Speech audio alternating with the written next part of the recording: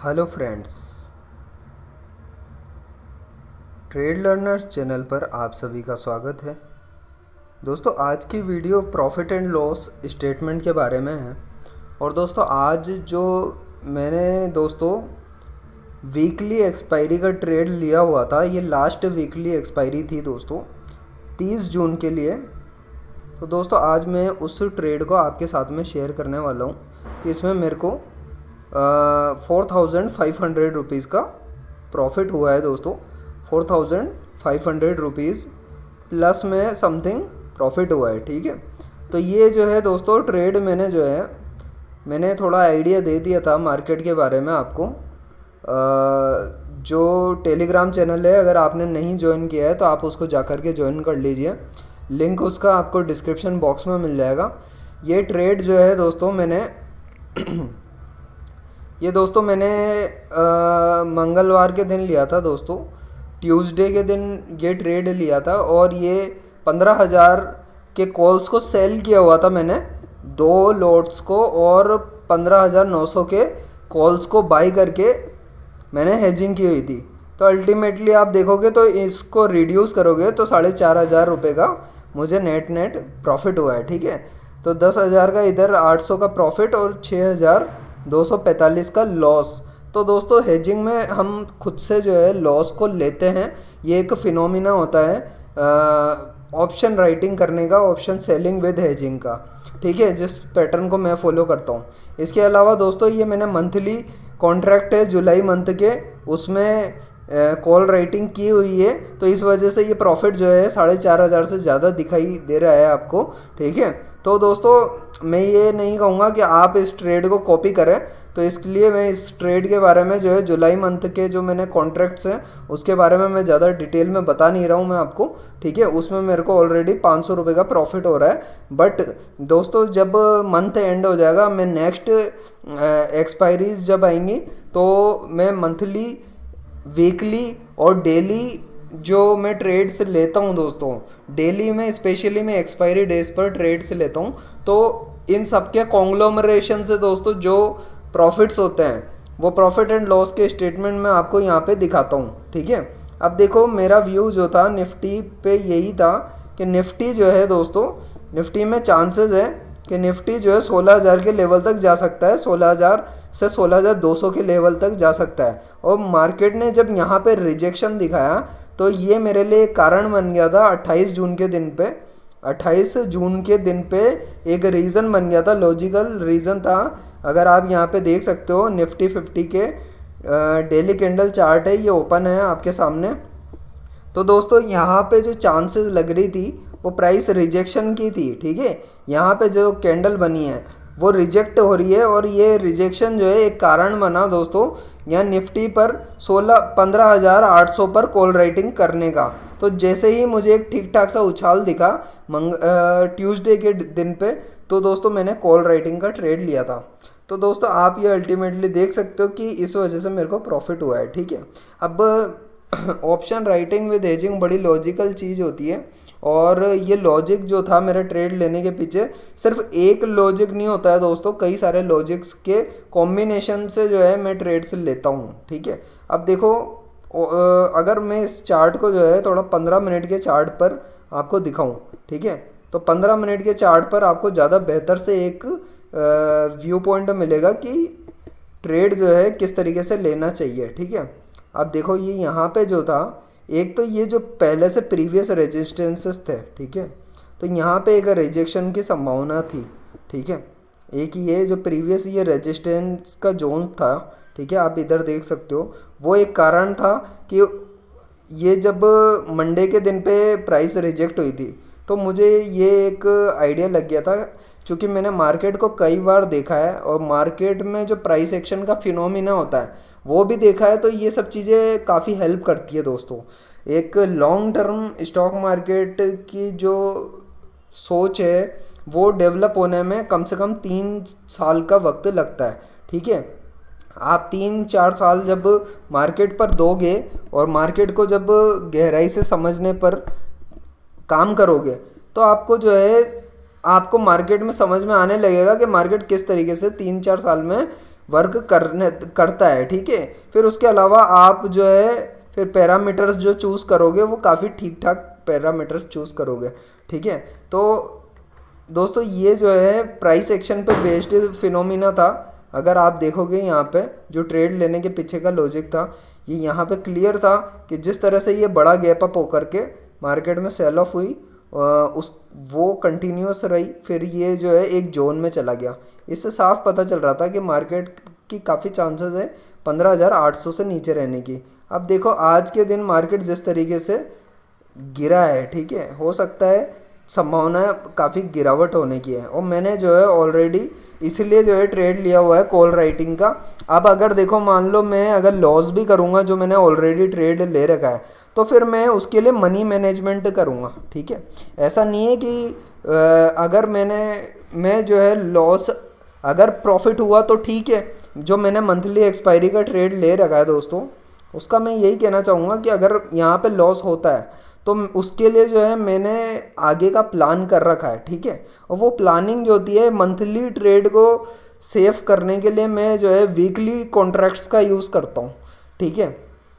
और weekly contracts को save करने के लिए फिर मैं एक्सपायरी डेज के कॉन्ट्रैक्ट्स का यूज़ करता हूँ, ठीक है। तो ये चीज़ सोचने में समझने में थोड़ी सी आपको अजीब सी लग रही होगी, लेकिन ये होता है कि मैं मंथली कॉल राइटिंग्स या पुट राइटिंग्स जो भी मेरा व्यू पॉइंट होता है उस हिसाब से मैं ऑप्शन सेलिंग कर देता हूँ, और फिर उसको प्रोटेक्ट करने के लिए ये कंसीडर करके चलता हूँ कि भाई मेरे को जो है लॉस होगा, ठीक है।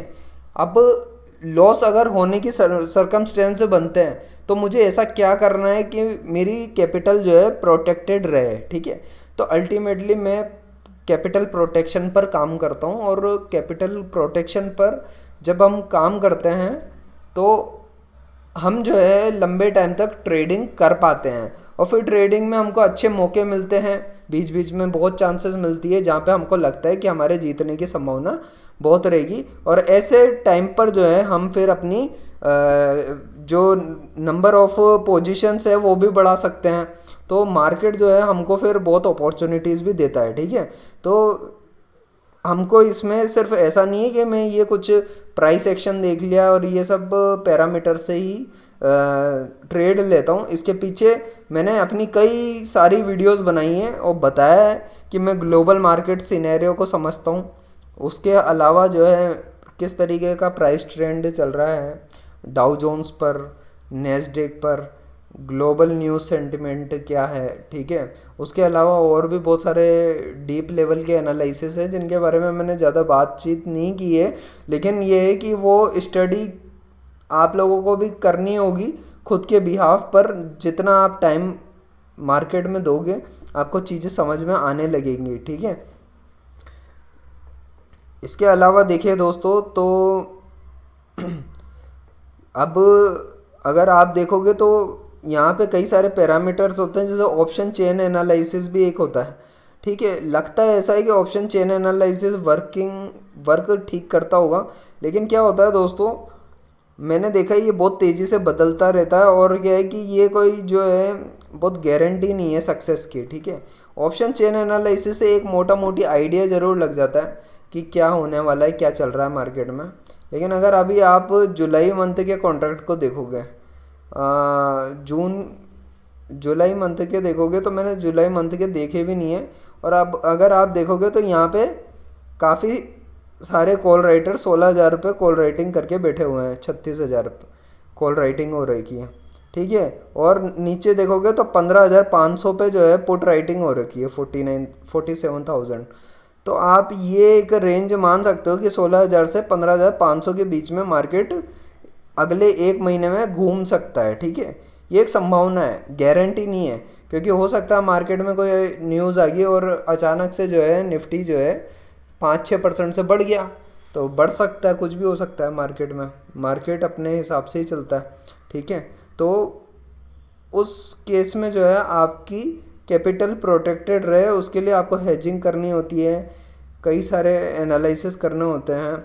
मैं मोस्टली जो है डायरेक्शनल ट्रेड लेता हूँ, मैं कोई इस तरीके की चीज़ें नहीं करता हूँ कभी भी कि भाई बटरफ्लाई स्ट्रेटजी हुई या कोई स्ट्रेटजी रोज़ बदलती है, रोज़ नया व्यू पॉइंट होता है मार्केट में। मैंने कई बार बोला है आपको कि आप जो है अगर मार्केट को अच्छे से समझना चाहते हो तो आपको जो है investing.com वेबसाइट है, इसको फॉलो करना चाहिए। आपको ट्रेडिंग व्यू वेबसाइट है, इस पर भी बहुत सारे चार्ट पैटर्न्स हैं, उनको समझना चाहिए। बहुत सारी चीज़ें हैं जिसको आप समझ सकते हो मार्केट में, ठीक है।